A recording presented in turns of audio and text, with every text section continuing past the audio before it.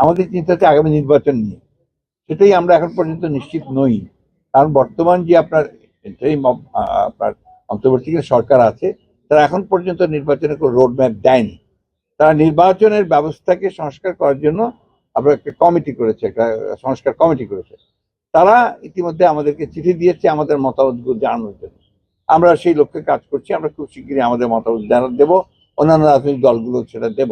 আমরা এই কথার উপরে সবচেয়ে জোর দিচ্ছি, বাংলাদেশের বর্তমান প্রেক্ষিতে সবচেয়ে জরুরি যে জিনিসটা প্রয়োজন, সেই জিনিসটা হচ্ছে যে একটি একদম অবাধ, নিরপেক্ষ, সকলের কাছে গ্রহণযোগ্য একটি নির্বাচন, নিরপেক্ষ নির্বাচন।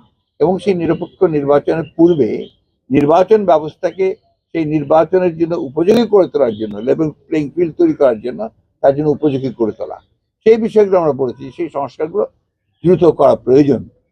দেশের রাজনৈতিক সংকট মোকাবেলা, অর্থনৈতিক সংকট মোকাবেলা, সবকিছুর জন্য এখন একটা নির্বাচিত সরকার, নির্বাচিত পার্লামেন্ট অত্যন্ত জরুরি।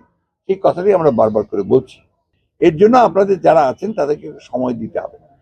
তাদের প্রধান যে দায়িত্ব, সেটা আমরা বারবার করে বলছি যে তাদের সবগুলো সংস্কারে হাত দেওয়া আমরা মনে করি খুব বেশি প্রয়োজন নাই। সেটা নির্বাচিত যে পার্লামেন্ট আসবে, সেই পার্লামেন্ট সেই কাজগুলো করবে।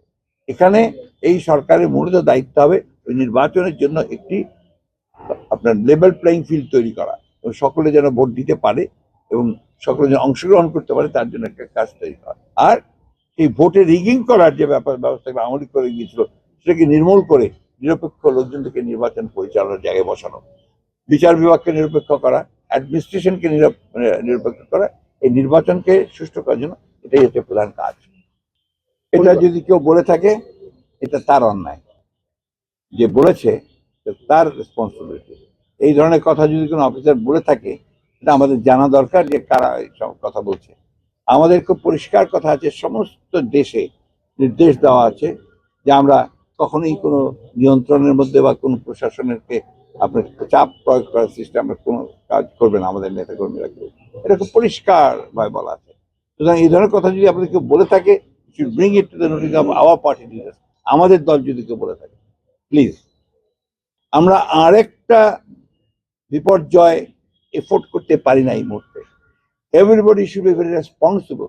কারণ আমাদের মাথার উপরে সবচেয়ে বড় বিপদ আছে, যে ফ্যাসিবাদের যিনি প্রধান হোতা, তিনি কিন্তু ভারতে অবস্থান করছেন, এবং ভারত কিন্তু আমাদের বিরুদ্ধে একটা প্রচারণা চালিয়ে যাচ্ছে বাংলাদেশের বিরুদ্ধে। এটা বলতে আমার কোনো দ্বিধা নেই। যেটা আমাদেরকে সতর্ক থাকা উচিত বলে আমি মনে করি। এরপরে জাতি হিসেবে আমরা অনেক বড় বিপদ ফেস করবো।